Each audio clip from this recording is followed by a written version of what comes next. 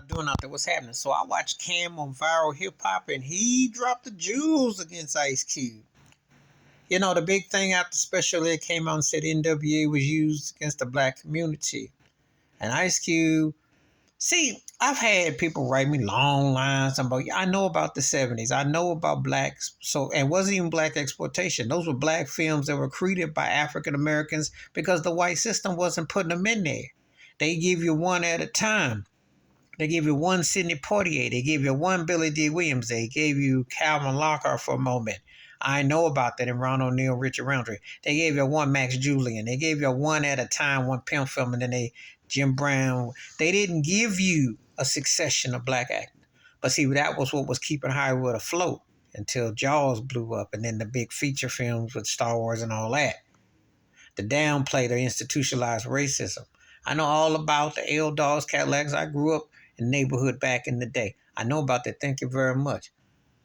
But this thing with hip hop was a different animal. This thing with NWA was a different animal because at the time, Public Enemy was the hottest thing. At the time, conscious hip hop was the hottest thing. At the time, obviously, more East Coast and different things. But when you sexualize, trivialize, exploitize all kinds of things, then it takes on a whole different wave.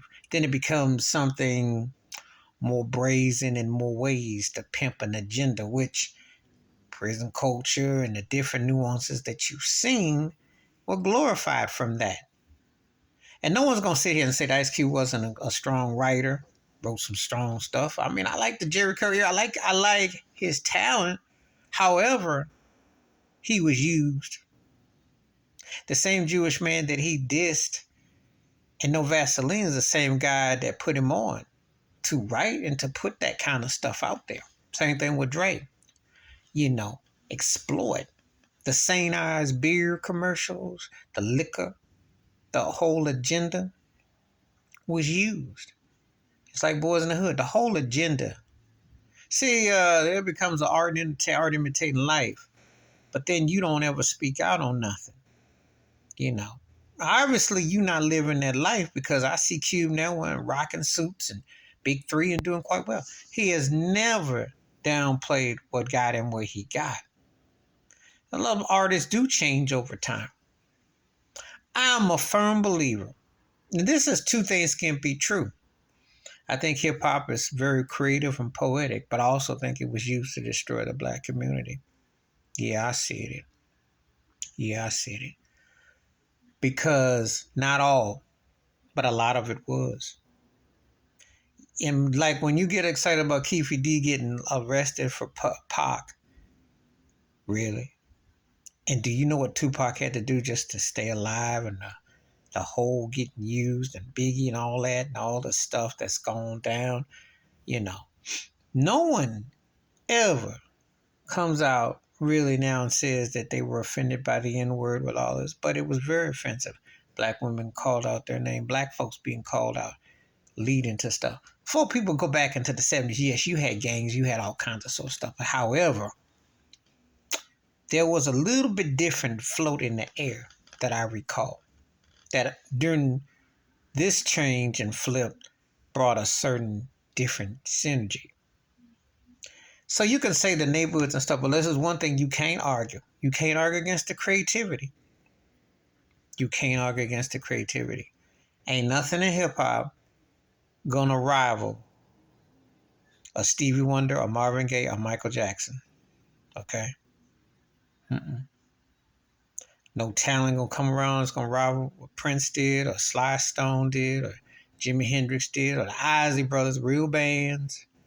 Earth, Wind, and Fire, real bands, Ohio players, Lionel Richie, Aretha Franklin, Whitney Houston, Shaka Khan, Donna Summers. I can go on.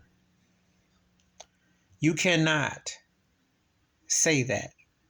It's an insult when it has to be shared R&B hip hop with the Billboard Plantation magazine charts because they're two different entities. You know, you grew up on funk. You want funk music, not people just sitting there pushing buttons and doing stuff. They control the narrative. What they do, beyond passing an image with fake CEOs and window dressing lifestyle is they take the musicality and they cheapen it. That's the destroy. So the music and then those words and then this lifestyle is what's been used. And I've already said before, I blame the industry. It's a plantation. But I blame the artists for never speaking out and doing anything about it because they sit there and they let these white folk run up. That's why Joe Biden gets there and call LL Cool J a boy.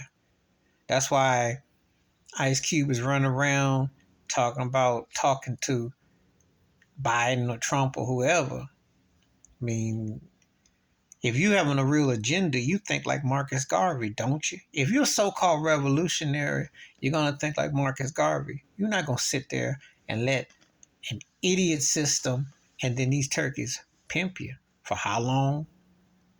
Because that's what they do. That's what they do. They got you thinking Puffy and Jay-Z and Dr. Dre and them was all rich, all this stuff, and they throwing everybody's money out. But who's running the show? It's the minstrel show. That's why everybody gets tagged into it together because until someone says, hey, pull the plug on this, they pushing it to the neck. That's why you got Sexy Red, and that's why you got Icy Spice, and you got all this. You see what's going on. The agenda. The agenda. Please like, subscribe, welcome thoughts, comments. And I do respond. Thank you. Wash your hands. Keep your mind clear. Watch out for another shit if you like. And oh yeah, Ice Cube is part of the gatekeeping too because he had to say and do all those things on records. And then in his movies, he co-starred with who they push. He can't deny that part. A la Chris Tucker, a la Kevin Hart, a la Cat Williams. Think about the faces and places. They all roll in the same vacuum.